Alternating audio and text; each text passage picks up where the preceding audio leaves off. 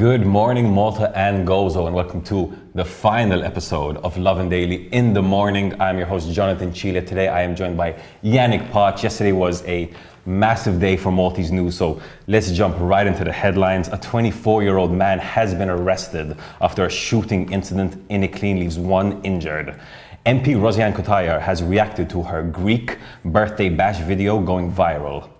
Bright new lights in tunnels has left drivers' eyes watering, and Labour has called a QALI rally with ABELA set to give a speech. And yes, Lovin Daily is moving to the 5:30 p.m. slot starting from next week, Monday to Friday. We'll give you some more information on that very exciting move soon, but let's just jump into the first story, a massive story that kind of shocked Malta yesterday. Everyone was watching yesterday afternoon.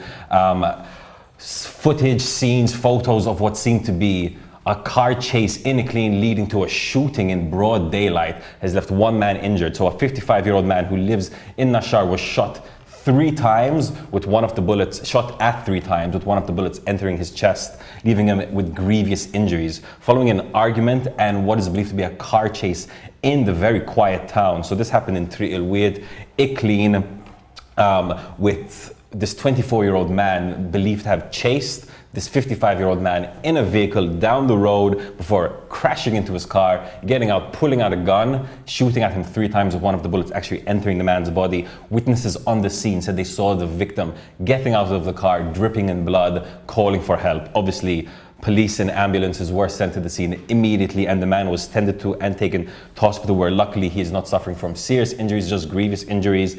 The 24-year-old man has been arrested. However, a motive as to the shooting has not been revealed yet. It does seem that there was an argument involved. As to what led to that argument isn't exactly clear, though I have a feeling today and tomorrow we'll be getting a lot more information from this. But Yannick, a lot of people were shocked that the shooting would happen in broad daylight. Yeah, I mean, it's we obviously still need to find out quite a few of the details, but I do wonder what type of 24-year-old drives around with a gun in his car, and I also wonder what type of person chases a man and rams him and shoots him over, I guess, what must have been a relatively small argument.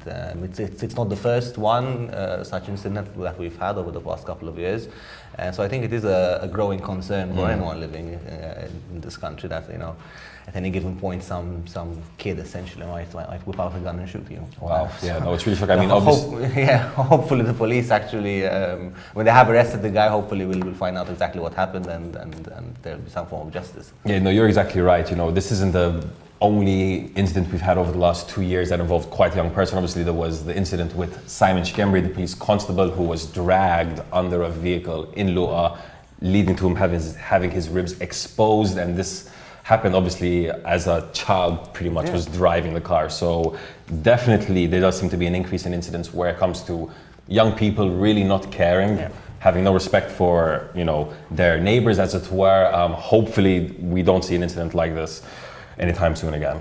Let's hope so.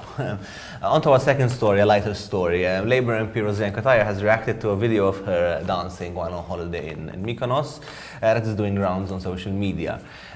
Speaking to Lovin Malta yesterday, she said that whoever had uploaded the video to the social media platform TikTok had done so with the intention of embarrassing her, though their attempt had clearly failed. She insisted that having fun with friends was nothing to be ashamed of, and she pointed to the hundreds of comments beneath the video of people essentially defending her and saying essentially this, that what's wrong with someone having some fun.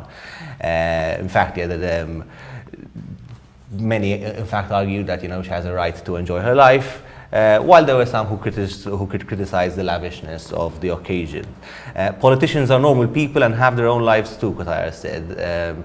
She added that life is too short not to enjoy it with our loved ones, and that is the mindset with which she has lived her life. On a lighter note, she added that had she known she was going to be filmed, she'd have taken some dancing lessons before the party. I mean, it's a story everyone had an opinion on, I guess. But I am inclined to think, a politician on holiday, why not? No, 100%. I mean, it really felt like everyone in Malta was in the comments section under this story yesterday. If you haven't seen the video, go check it out on lovinmalta.com. Basically, essentially, it's just ROSIANNE with some friends in a beach club, I think, and a relatively semi-open air club, and there's some music playing, and they're just dancing. It's not even that crazy dancing, they're just at their table dancing a little bit.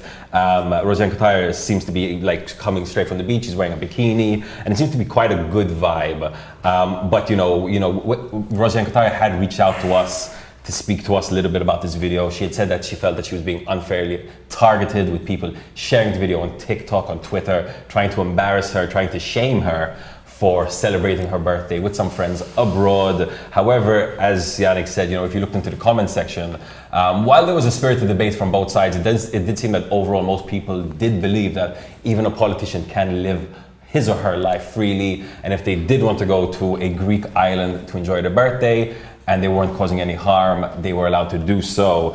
So definitely let us know in the comments below what you thought of that video. Moving on to another story that a lot of people were reacting to on social media as well. I don't know if you've passed through a tunnel in Malta recently, but at least 4 sets of tunnels have had new lights installed, new refurbished lighting systems that some drivers are saying is a little bit too bright. So this comes after a €10 million project by Infrastructure Malta aimed at updating 4 of Malta's tunnels, the Kirkop tunnels, the Santa Venera tunnels, the tunnels, and the Tajorni tunnels. They were meant to update the lighting systems as well as the emergency and fire safety systems. However, it seems that the lights are just too bright. Facebook, Twitter, and TikTok was full of memes of people reacting to seeing the bright lights in the tunnel. Some people saying that they thought they had died and gone to heaven. Other people saying that they needed at least 2 or 3 pairs of sunglasses just to drive through the tunnels. And I myself have actually gone through, I think, the Tajorni tunnels recently, and I have to say I was quite shocked. All of a sudden, you're going from moderate daylight to intense brightness. I can't even imagine what it must be like driving through there at nighttime. It might really, cause you to blink for a few seconds. It might actually be a little bit unsafe. Yeah, I've seen the memes, and then some of them are quite funny. And to be fair to Infrastructure Malta, it seems to me that the tunnels haven't yet been totally completed. It seems that they're still calibrating the lighting, because I've driven through a few, and like half of it will be very bright and the other half is still quite low. So let's give them the benefit of the doubt and say that maybe this is still part of the refurbishment. But yeah, definitely way too bright. On to our next story. The Labour Party will be holding a rally on the 20th September. In what many have interpreted as being another sign that an election is around the corner. The rally will be addressed by Prime Minister and Labour leader Robert ABELA, and will be held at the end of the party's general conference, which will see party officials discussing various subjects, including the election, social justice, the environment, and many others. The party's general conference takes place every year, and the fact that a rally is to be held at the end of it isn't in and of itself very strange. However, with rumours of a snap election possibly in November, this rally could actually be the start of quite a few we're going to have to live through between now and the end of the year. The news has also raised eyebrows among those working in the entertainment industry, which has been crippled, one can say, as a result of COVID-19 measures and restrictions. With all events having to kind of take place under these very strict conditions.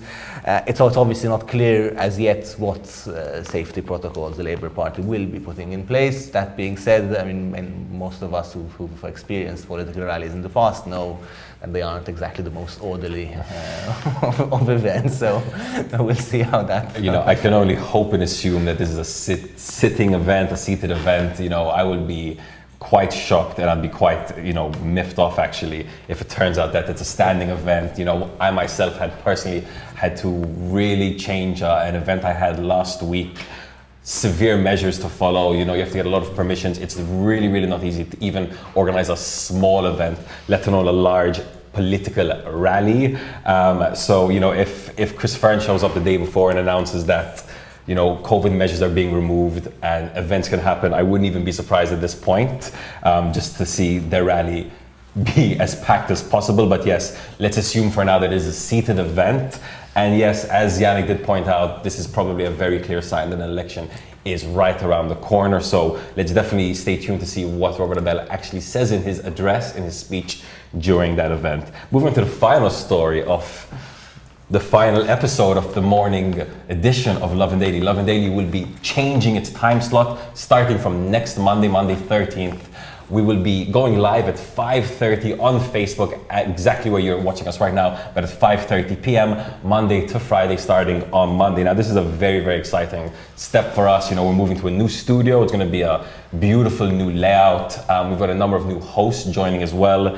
We have a number of guests, very exciting guests for the first week from the worlds of politics, business, and entertainment. So you definitely want to stay tuned for the news as well as for the interviews. You know, it's been a year and a half of Lovin Daily, you know, coming live to you every morning for, you know, since right before the pandemic. Actually, we launched a bit before the pandemic, so a bit of an awkward time to launch a show, but a very necessary show at the same time, because during the pandemic, especially during those early months, people were looking out for information, looking out for, you know, the news, updates, and we were there to give it to them. Now we're moving to an evening slot, so very similar to the other news programs you see, but a little bit early at 5:30. So yeah, very, very exciting time. Let us know in the comments below what you'd like us to talk about in these future episodes. If there's something that you'd like us to tackle, if there's a segment you'd like us to add, as well as any guests you'd like to see on the show, do let us know. And also let us know what your favorite moments was from the last year and a half. You know, we had some incredible guest interviews, from Neela Juice right after he broke the world record, to politicians, NGOs, Movement Graffiti Relief. You know, we've had singers Destiny right before her Eurovision journey. So it's been a very, very exciting year and a half, and it's only going to get better starting from next Monday. Yeah, it's been a very exciting journey so far, and definitely there's a lot more to come, and can't wait to see. So on that note, from myself, Yannick, and the team, for the very last time in the morning, have a day full of love.